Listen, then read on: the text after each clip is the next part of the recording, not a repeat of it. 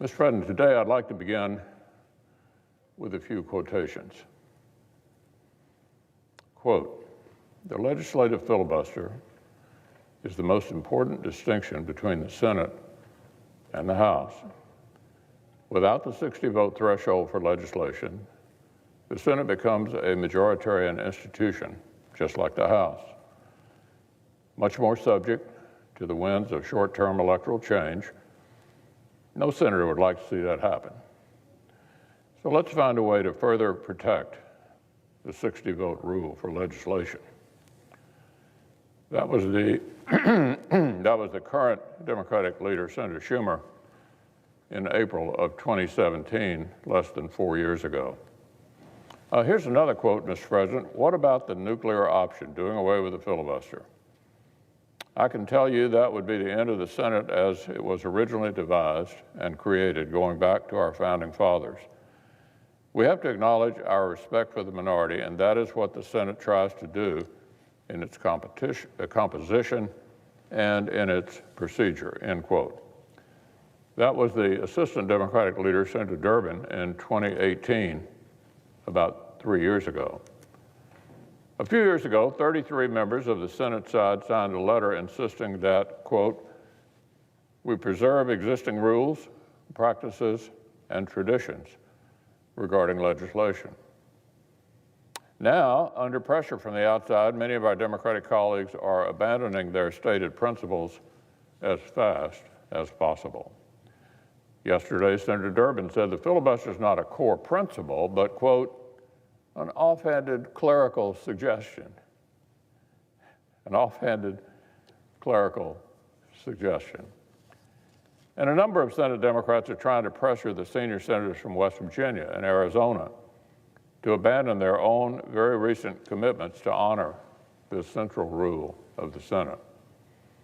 Now, Mr. President, the framers designed the Senate to require deliberation, to force cooperation, and to ensure that federal laws in our big, diverse country earn broad enough buy-in to receive the lasting consent of the governed.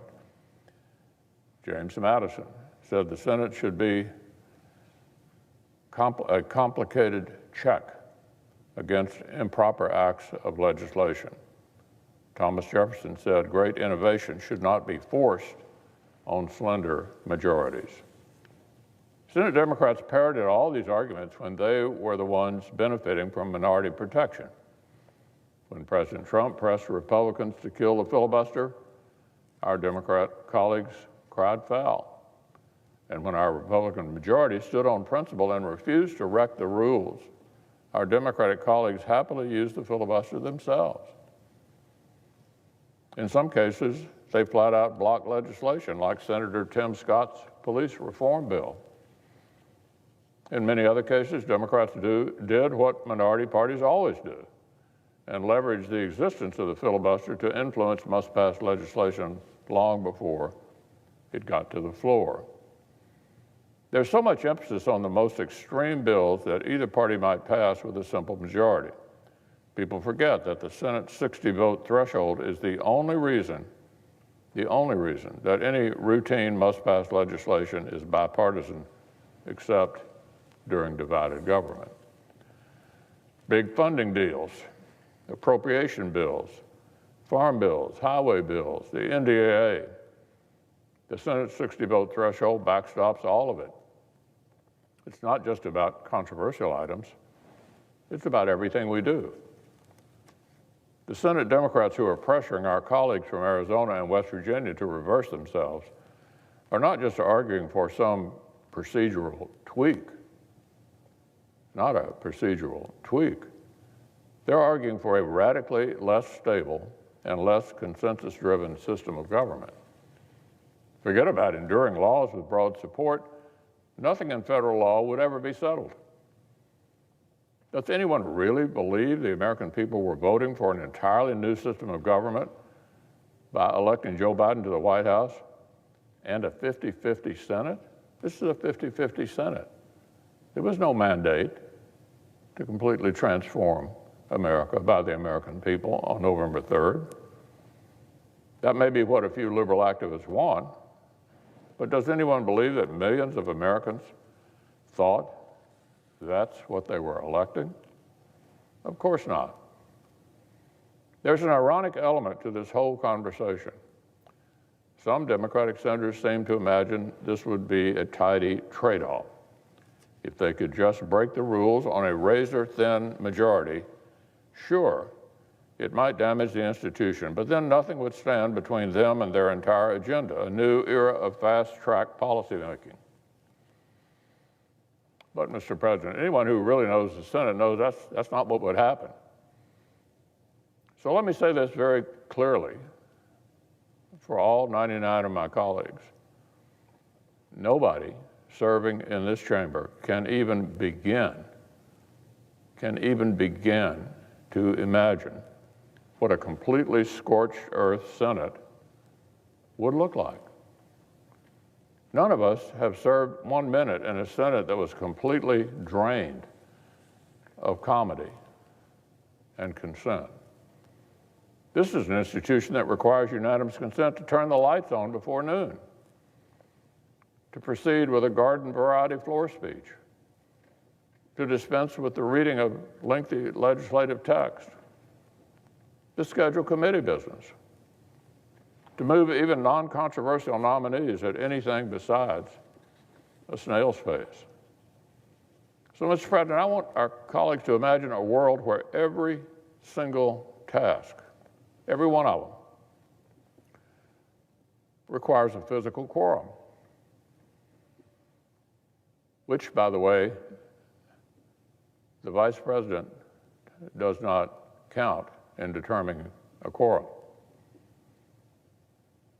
Everything that Democrat Senates did to Presidents Bush and Trump, everything the Republican Senate did to President Obama, would be child's play compared to the disaster that Democrats would create for their own priorities if they break the Senate.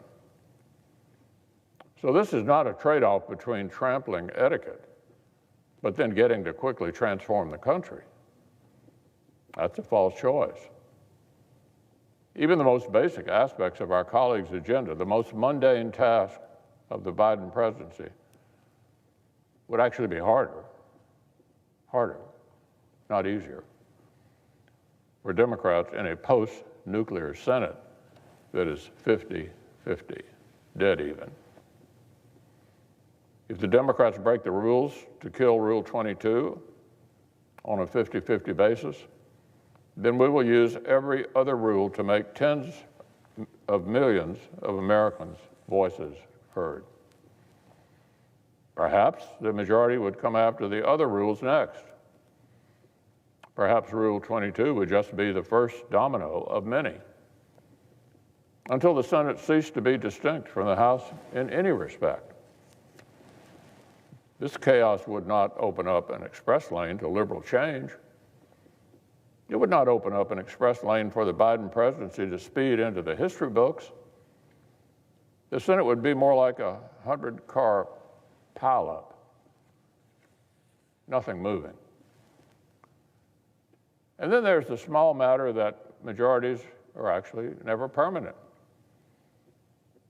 The last time a Democratic leader was trying to start a nuclear exchange, I remember offering a warning.